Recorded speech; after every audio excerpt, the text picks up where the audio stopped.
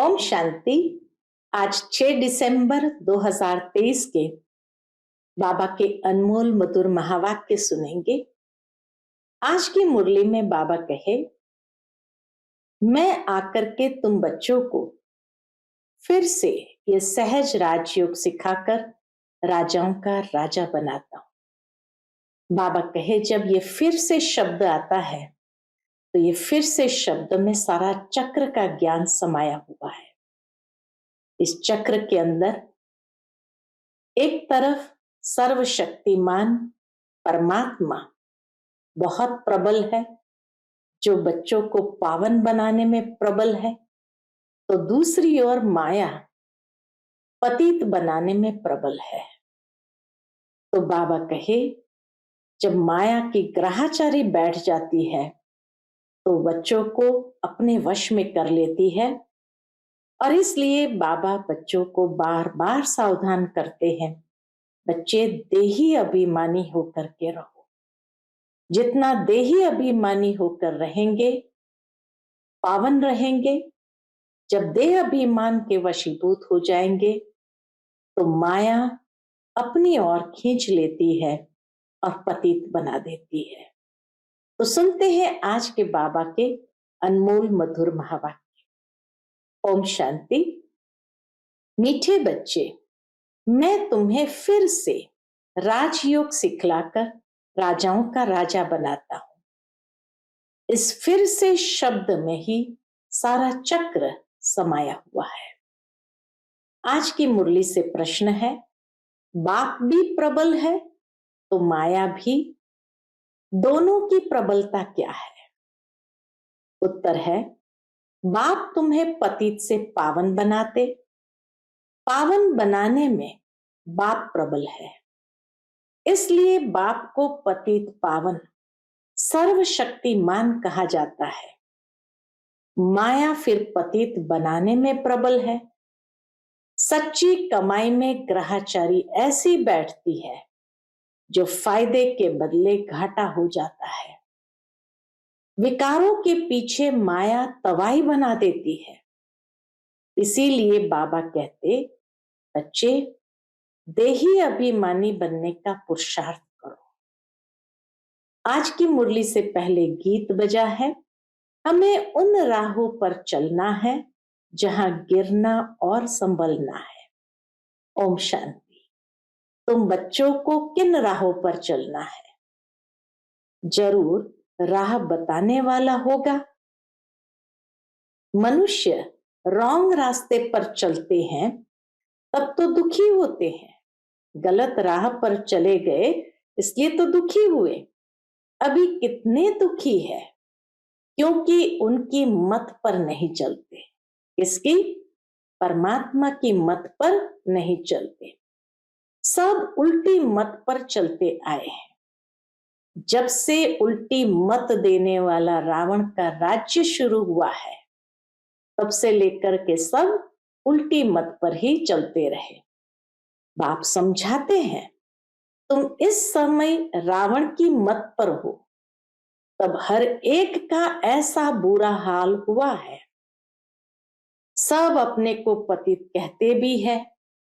गांधी बापूजी भी कहते थे, पतित पावन आओ। गोया हम पतित है, परंतु कोई भी समझते नहीं कि हम पतित कैसे बने हैं। चाहते हैं भारत में राम राज्य हो, परंतु कौन बनाएगा? गीता में बाप ने सब बातें समझाई है, परंतु गीता के भगवान का ही नाम उल्टा लगा दिया है। बाप समझाते हैं, तुमने क्या कर दिया है? क्राइस्ट के बाइबल में पोप का नाम डाल दे। बहुत सुंदर बाबा एग्जाम्पल देते हैं कि क्राइस्ट के बाइबल में पोप का नाम डाल दे तो कितना नुकसान हो जाए, वैल्यू ही खत्म हो जाए। यह भी ड्रामा है। बाप बड़े से बड़ी भूल समझाते हैं कि एक ही भूल सबसे बड़े से बड़ी भूल है। ये आदि मध्य अंत का ज्ञान गीता में है। बाप समझाते हैं, मैं तुमको फिर से राजाओं का राजा बनाता हूं। तुमने 84 जन्म कैसे लिए ये तुम नहीं जानते हो, हम बताते हैं। ये कोई भी शास्त्र में नहीं है। शास्त्र तो अनेक है, भिन्न भिन्न मते हैं। गीता माना गीता, जिसने गीता गाई है उसने ही राय दी है। कहते हैं, मैं तुमको राजयोग सिखाने फिर से आया हूं। बाबा उसी गीता के आधार पर कहते हैं, मैं तुमको राजयोग सिखाने फिर से आया हूं। तुम पर माया का परछाया पड़ गया है, अभी फिर से मैं आया हूं। गीता में भी कहते हैं, हे भगवान फिर से गीता सुनाने आओ, अर्थात फिर से गीता की नॉलेज दो। गीता में ही यह बात है कि आसुरी सृष्टि का विनाश और दैवी सृष्टि की स्थापना फिर से होती है।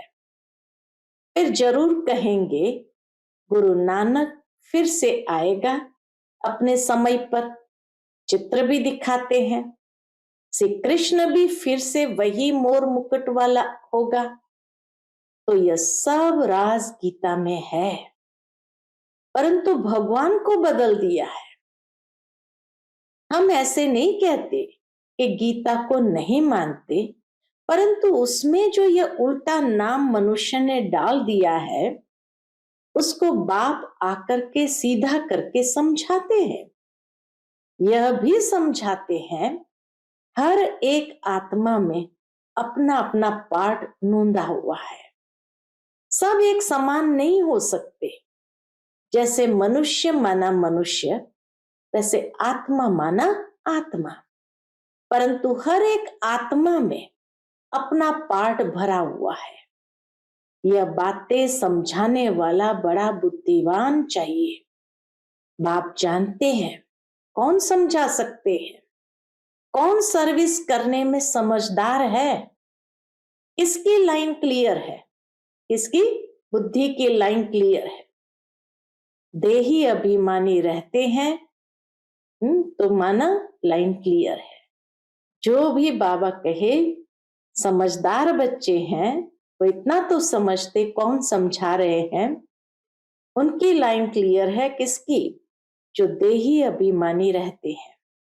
सब तो परिपूर्ण देही अभिमानी नहीं बने हैं। यह तो अंत में रिजल्ट होगी। इम्तिहान के दिन जब नजदीक होते हैं तो मालूम पड़ जाता है। क्या मालूम पड़ जाता कि कौन कौन पास होंगे। टीचर्स भी समझ सकते हैं और बच्चे भी समझते हैं कि ये सबसे तीखा है। वहां तो ठगी आदि भी हो सकती है, यहां तो यह बात हो न सके। यह तो ड्रामा में नूंद है। कल्प पहले वाले ही निकलेंगे। हमें पता चलता है सर्विस की रफ्तार से। बाबा कहे, हमें पता चलता है सर्विस की रफ्तार से। इस सच्ची कमाई में घाटा और लाभ, ग्रहाचारी आदि आती है। चलते चलते टांग टूट पड़ती है। गंधर्व विवाह करने बाद फिर माया एकदम तवाई बना देती है। माया भी बड़ी प्रबल है। बाबा प्रबल है पावन बनाने में, इसलिए उनको सर्वशक्तिमान पतित पावन कहा जाता है।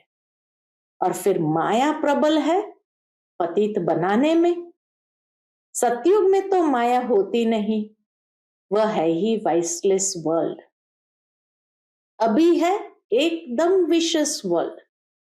कितनी जबरदस्त प्रबलता है। माया की भी कितनी जबरदस्त प्रबलता है। चलते चलते माया एकदम नाक से पकड़ तवाई बना देती है, फारगती दिला देती है। इतनी प्रबल है। भल सर्वशक्तिमान परमपिता परमात्मा को कहते हैं, परंतु माया भी कम नहीं है। आधा कल्प उनका राज्य चलता है, ये कोई थोड़ी जानते हैं। दिन और रात आधा आधा होता है, ब्रह्मा का दिन, ब्रह्मा की रात।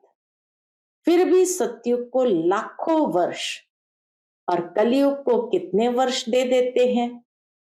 अभी बाप समझाते हैं तो समझ में आता है। अभी हर एक बात बाबा स्पष्ट करके समझाते हैं तो समझ में आता है, ये तो बिल्कुल राइट है। बाप बैठ पढ़ाते हैं। कलयुग में मनुष्य थोड़ी गीता का राजयोग सिखाए, राजाओं का राजा बनाएंगे, ऐसे तो कोई है नहीं। बाबा कहे ऐसे तो कोई इस संसार में है नहीं, जिसकी बुद्धि में हो कि हम राजयोग सीख कर राजाओं का राजा बनेंगे। वो गीता पाठशालाएं तो अनेक है, परंतु कोई राजयोग सीख राजाओं का राजा व रानी बन नहीं सकते। कोई भी एम ऑब्जेक्ट राजाई पाने का है नहीं। यहां तो कहते हो हम बेहद के बाप से भविष्य सुख की राजाई पाने के लिए पढ़ते हैं। पहले पहले तो अलफ पर समझाना है। गीता पर ही सारा मदार है। मनुष्य को कैसे पता पड़े सृष्टि चक्र कैसे फिरता है, हम कहां से आए हैं, फिर कहां जाना है, कोई को पता नहीं है। कौन देश से आया, कौन देश है जाना, गीत में भी है ना, सिर्फ तोते मुआफिक गाते रहते हैं। बुद्धि जो आत्मा में है वह नहीं जानती कि हम जिसको हे परमपिता परमात्मा कहते हैं वो कौन है। ये मनुष्य समझते नहीं है। उनको न देख सकते हैं, न जान सकते हैं। आत्मा का तो फर्ज है ना।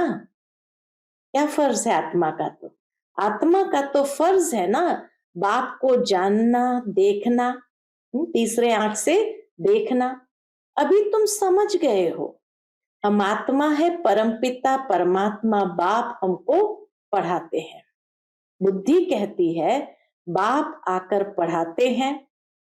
जैसे किसकी आत्मा को बुलाते हैं तो समझते हैं ना उनकी आत्मा आई है, तो तुम समझते हो हम आत्मा है, हमारा वह बाप है। बाप से जरूर वर्षा मिलना चाहिए। बाबा कहे तुम समझते हो तो बाप से जरूर वर्षा मिलना चाहिए। हम दुखी क्यों हुए हैं? मनुष्य तो कह देते, क्या कह देते, बाप ही सुख दुख देने वाला है, भगवान को गाली देते रहते हैं। वह है आसुरी संतान। जैसे कल्प पहले कहा है वैसे कहते हैं। तुम अभी प्रैक्टिकल में ईश्वरीय संतान बने हो, आगे तुम आसुरी औलाद थे। अब बाप कहते निरंतर मुझे याद करो। इसको भी ये 2 अक्षर समझाना बहुत सहज है। तुम भगवान के बच्चे हो, भगवान ने स्वर्ग रचा, अब नर्क बना है, फिर स्वर्ग बाप ही रचेंगे। बाप हमको राजयोग सिखला रहे हैं, स्वर्ग की स्थापना कर रहे हैं। अच्छा, शिव को नहीं जानते हो? प्रजापिता ब्रह्मा को भी रचने वाला वह बाप है, तो जरूर बाप ब्रह्मा द्वारा ही सिखाएंगे। अभी शूद्र वर्ण है, हम ब्राह्मण से देवता क्षत्रिय बनेंगे, नहीं तो विराट रूप क्यों बनाया है? चित्र ठीक है परंतु समझ नहीं सकते। शूद्र को ब्राह्मण कौन बनाएंगे? जरूर प्रजापिता ब्रह्मा चाहिए। उनको कैसे अडॉप्ट किया? जैसे तुम कहते हो ये मेरी स्त्री है, उनको मेरी कैसे बनाया? अडॉप्ट किया। हथियाला बांधा तो अडॉप्ट किया। बाप कहते मुझे भी माता पिता कहते हो, मैं बाप तो हूं, मेरी कहां से लाऊं? तो इनमें प्रवेश कर इनका नाम ब्रह्मा रखता हूं। स्त्री अडॉप्ट की जाती है, जैसे लौकिक बाप स्त्री को अडॉप्ट कर वो वंशावली रचते हैं। बाबा ने फिर इनमें प्रवेश कर इनको अडॉप्ट कर इनके मुख द्वारा मुख वंशावली बनाई है। कितना बाबा सरलता से समझाते हैं कैसे वो माता पिता बनते हैं और मनुष्य सृष्टि को रचते हैं। तुम कहते हो हम ब्राह्मण ब्राह्मणियां हैं, जरूर इनका ही नाम ब्रह्मा है। ब्रह्मा किसका बच्चा? शिव बाबा का। इनको किसने अडॉप्ट किया? बेहद के बाप ने। दृष्टांत बड़ा अच्छा है, परंतु जिसकी बुद्धि में बैठा होगा वह समझा सकेंगे। बुद्धि में नहीं होगा तो उनको समझाने आएगा भी नहीं। लौकिक और पारलौकिक बाप तो है ना, वह भी स्त्री को अडॉप्ट कर मेरी कहते हैं या फिर इसमें प्रवेश कर अडॉप्ट करते हैं। खुद कहते हैं, खुद शिव बाबा कहते, क्या कहते हैं? मुझ निराकार को इनका आधार लेना पड़ता है तो नाम भी बदली करता हूं। एक ही टाइम कितनों के नाम रखे, उस समय एक ही समय में कितनों के नाम वतन से आए। नाम की लिस्ट भी तुम्हारे पास होनी चाहिए। प्रदर्शनी में नाम की लिस्ट भी दिखानी चाहिए। बाबा ने कैसे एक ही समय नाम रखे। बाबा ने हमको अपना बनाया तो नाम बदलाया। इनको भृगु ऋषि कहते हैं, यानी ब्रह्मा बाबा को। जन्म पत्री तो भगवान के पास ही है। वंडरफुल नाम है। अभी सभी तो है नहीं। हाँ, इतनी बड़ी नामों की लिस्ट आई थी उस समय के जो सभी बच्चे हैं, अभी तो कोई भी है नहीं लगभग। हाँ, सारे ही चले गए एडवांस पार्टी में। कोई तो आश्चर्यवत भागंती हो गए, आज है कल नहीं है। नंबर 1 दुश्मन है काम। ये काम विकार बहुत तंग करता है, उस पर जीत पानी है। गृहस्थ व्यवहार में इकट्ठे रहकर इन पर जीत पानी है। यह है प्रतिज्ञा। बाबा कहे यह है प्रतिज्ञा। अपनी वृत्ति देखनी है, कर्मेंद्रिय से विकर्म नहीं करना है। तूफान तो सबको आते हैं, इसमें डरना नहीं है। बाबा से बहुत बच्चे पूछते हैं ये धंधा करे व नहीं करे। कई बच्चे आते थे ना बाबा के पास, पूछते थे बाबा हम ये बिजनेस करें या नहीं करें। बाबा लिखते हैं मैं कोई तुम्हारे धंधे आदि को देखने आया हूं क्या? मैं तो टीचर हूं, पढ़ाने के लिए। धंधे की बात हमसे क्यों पूछते हो? मैं तो राजयोग सिखाता हूं। रुद्र यज्ञ भी गाया हुआ है, श्री कृष्ण यज्ञ नहीं। बाप कहते हैं लक्ष्मी नारायण में ये सृष्टि चक्र का ज्ञान ही नहीं। अगर ये मालूम हो कि 16 कला से फिर 14 कला बनना है तो उसी समय ही राजाई का नशा उड़ जाए। वहां तो है ही सदगति। सदगति दाता तो एक है, वही आकर युक्ति बताते हैं। दूसरा कोई बतला न सके। पहले पहले ये बात उठाओ कि किसने कहा है काम महाशत्रु है। यह भी गाते हैं विशस वर्ल्ड और वाइसलेस वर्ल्ड। भारत में ही रावण को जलाते हैं ना, सतयुग में थोड़ी जलाएंगे। अगर यह कहते कि अनादि है, सतयुग में भी था, फिर तो सब जगह दुख ही दुख होगा। फिर स्वर्ग कैसे कहेंगे? ये बातें समझानी है। हर एक की रफ्तार अपनी है। बाबा कहे बातें स्पष्ट करनी है, समझानी है, लेकिन फिर भी हर एक की रफ्तार अपनी है। पता लग जाता है कौन अच्छी रफ्तार वाला है। संपूर्ण तो कोई बने नहीं है, बाकी हाँ सतो रजो तमो तो होते ही है। बुद्धि हर एक की अलग अलग है। जो श्रीमत पर नहीं चलते हैं वह है तमो प्रधान बुद्धि। बाबा कहे जो श्रीमत पर नहीं चलते उसको कहेंगे तमो प्रधान बुद्धि। अपने को इंश्योर नहीं करेंगे तो भविष्य 21 जन्मों के लिए कैसे मिलेगा? मरना तो है ही, तो क्यों ना इंश्योर कर देना चाहिए। सब कुछ उनका है तो परवरिश भी वह करेंगे। बल कोई सब कुछ देते हैं परंतु सर्विस नहीं करते हैं। जो दिया वह खाते रहते हैं, तो बाकी जमा क्या होगा? कुछ भी नहीं। सर्विस का सबूत चाहिए। देखा जाता है कौन पंडे बन आते हैं, नए बीके भी आपस में सेंटर चलाते हैं, उनको भी आफरीन दी जाती है। यह नॉलेज तो बड़ी सहज है। वानप्रस्थ अवस्था वालों को जाकर समझाओ, वानप्रस्थ अवस्था कब होती है? बाप ही गाइड बन सबको ले जाएंगे। तुम जानते हो बाप ही कालों का काल है। हम तो खुशी से बाबा के साथ इकट्ठा जाना चाहते हैं। पहले पहले तो मुख्य बात ये उठाओ, कौन सी? गीता का भगवान कौन है? किसने रचना रची? किसने रचना रची? लक्ष्मी नारायण को राजयोग किसने सिखाया? उनकी भी राजधानी स्थापन हो रही है और कोई राजधानी स्थापन करने आते नहीं। बाप ही राजधानी स्थापन करने आते। इसीलिए गीता में कहा यदा यदा ही धर्मस्य, कि जब जब धर्म की अति ग्लानि होगी तब तब मैं आकर अधर्म का नाश और सत धर्म की स्थापना करूंगा। तो बाबा कहे सत धर्म माना बाप ही वह सत धर्म की राजधानी भी स्थापन करने आते हैं। सब पतितों को पावन बनाते हैं। यह है विशेष वर्ल्ड, वह है वाइसलेस वर्ल्ड।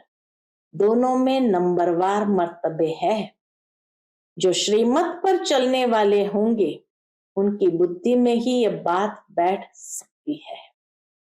जो श्रीमत पर चलने वाले होंगे उनकी बुद्धि में ही ये बातें बैठ सकती है। अच्छा, मीठे मीठे सिकिलते बच्चों प्रति माता पिता बाप दादा का याद प्यार और गुड मॉर्निंग। रूहानी बाप की रूहानी बच्चों को नमस्ते। हम सभी रूहानी बच्चों की रूहानी माता पिता बाप दादा को याद प्यार, गुड मॉर्निंग और नमस्ते। नमस्ते। शुक्रिया बाबा, शुक्रिया। आज की मुरली से धारणा के लिए मुख्य सार है। पहली पॉइंट, बुद्धि की लाइन सदा क्लियर रहे, इसके लिए देही अभिमानी रहना है।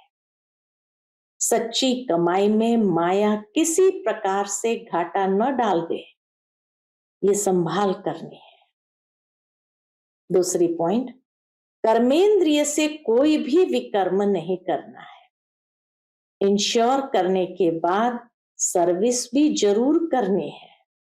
ये नहीं कि सब कुछ दे दिया बाबा को, अभी हमें कोई सर्विस करने की जरूरत नहीं।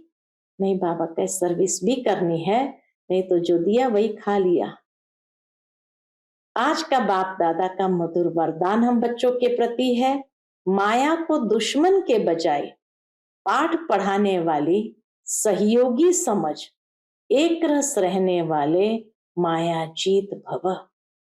माया को दुश्मन के बजाय पाठ पढ़ाने वाली सहयोगी समझ, एक रस रहने वाले माया जीत भव। नेगेटिव को भी पॉजिटिव बना दो। हाँ, उसको दुश्मन न समझो, लेकिन पाठ पढ़ाने वाली समझो। माया आती है आपको पाठ पढ़ाने के लिए, इसलिए घबराओ नहीं, पाठ पढ़ लो।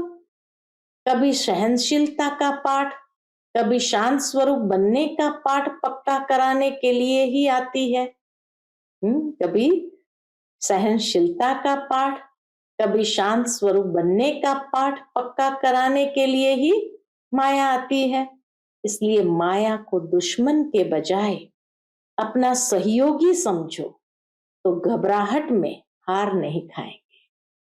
पाठ पक्का करके अंगद के समान अचल बन जाएंगे। कभी भी कमजोर बन माया का आवाहन नहीं करो तो वह विदाई ले लेंगे। कमजोर बन माया का आवाहन नहीं करो तो वह विदाई ले लेंगे। आज का स्लोगन है, हर संकल्प में दृढ़ता की महानता हो तो सफलता मिलती रहेगी। हर संकल्प में दृढ़ता की महानता हो तो सफलता मिलती रहेगी। कहा जाता है दृढ़ता में सफलता है। तो बाबा कहे जब दृढ़ संकल्प किसी भी बात का कर लेते हैं और उसी अनुसार पुरुषार्थ में लग जाते हैं तो वो दृढ़ता हमें महानता की ओर ले जाती है और सफलता अवश्य दिलाती है। तो इसीलिए दृढ़ता में सफलता, तो ये दृढ़ता की सफलता का अनुभव हर समय करना है। Om Shanti. Piece of mind channel को लाइक करें, सब्सक्राइब करें और हमारी लेटेस्ट वीडियोस देखने के लिए बेल आइकन को प्रेस करें।